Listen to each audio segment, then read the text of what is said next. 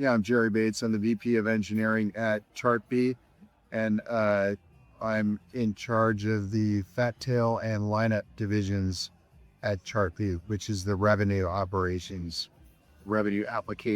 at Chartbeat. I mean, as you know, we are living on an AI trend currently. I like to call it the AI era. We talked a little bit about that last time, but can you tell us how your opinion on AI had evolved since then, and what would be your advice for older technology leaders that perhaps are still on the fence or not fully on board on AI?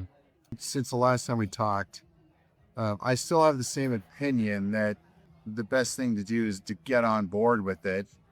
And as far as anybody who's still on the fence, I mean, there's no doubt it's tough because the technology is evolving so quickly. It's totally different even from the last time we talked. It's like a year ago or so. New approaches evolve. There's all kinds of tools available all the time.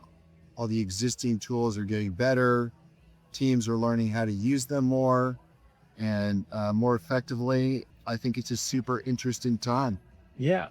So one thing that we have been hearing recently is that once you get involved with it, you need to see it like the AI raise the floor so that you can just build better on top of it. Is that still something that you? Yeah, I mean, everybody's after productivity. Yeah. Like at Chartbeat, we have two threads going. There's internal use of the tools to increase productivity, and then there's integrating AI into our products because everybody who uses our products wants to increase their productivity also while they're using our products. It's everywhere. And if you're a product company, I believe you have to be identifying that as a goal and how you can improve the productivity of your users. That's the ultimate goal. It's already becoming natural to use it. I mean, there's examples of people on my teams that use it every day, and if you're not using it, you're just not staying relevant. Mhm. And if you bring something up in a meeting where somebody else, the first question is, what does ChatGPT say? What does Cursor say? What does, GitHub say? Copilot. And if you're not using it, you're already behind. And for the people that are using it, it's already part of their lifestyle. I mean, they're not getting along without it. It's the first thing they go to. One of my managers, his daughter asked him, who's your favorite coworker at work? And he said, ChatGPT. Yeah. And Yeah. because, that's his first step for any issue that he can't just solve off the top of his head. And, he has other tools also at his disposal. Yeah, at some point, it's going to become something you take for granted. And, if you're not explicitly using it, tools that you use to do virtually anything are going to be using it. And the goal for product development is that your users don't even know or care. Correct. They just know that their productivity is increasing. And that's the goal. Where we are right now, you still need engineers on the loop. And, AI is really good at generating code for small things, given very explicit instructions on what you do, because the engineer knows how that fits into the system. So it's up to them to describe to whatever code gen tool they're using to generate the code so that it fits in their system. And it goes back to productivity. And the only thing they should be wanting to get out of the AI tool is to increase their productivity, but to do things as they would do it if they're good engineers. As far as just getting, a couple of paragraphs about what you want your system to do and turning AI loose on it and expecting it to build a scalable, extensible solution, I don't know if we're there yet. Our applications that we develop and maintain at Chartbeat are millions of lines of code. And I'm not ready to expect any of the tools to, work with that without good supervision from a good engineer. Your supervision has to be more supervisory as it gets more critical. What you're asking, whatever tool we're using, whatever you're asking it to do, if it gets more critical, there's a lot more supervision necessary, I believe. And maybe it surfaces in the form of good sort of QA practices. I mean, the agents are being used on the QA end also. So there's supervision all over the place, but especially we need a good QA infrastructure to support all this generation.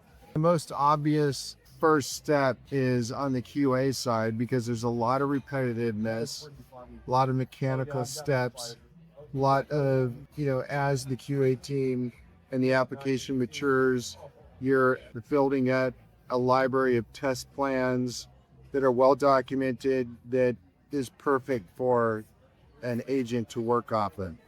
So that is, for me, the most obvious place to make use of agents out of the gates. I guess the most effective use that I've seen so far is really around more mechanical type of implementations on the engineering side, like tech modernization.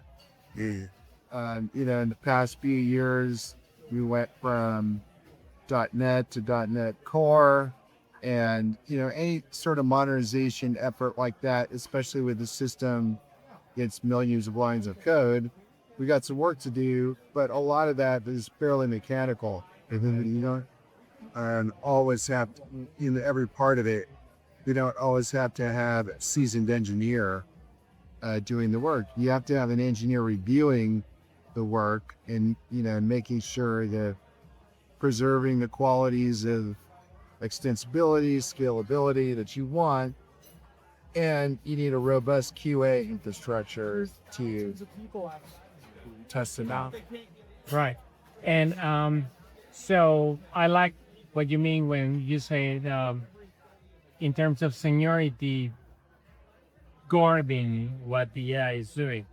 But getting back to the junior conundrum that we are at, so some of the theses that I hear that I like is that AI could potentially be used with inputs from senior people, but AI could be used like mentor or tutor for the juniors so that senior people could be focused on continue architecting instead of training and delegate the training portion to extend to the AI.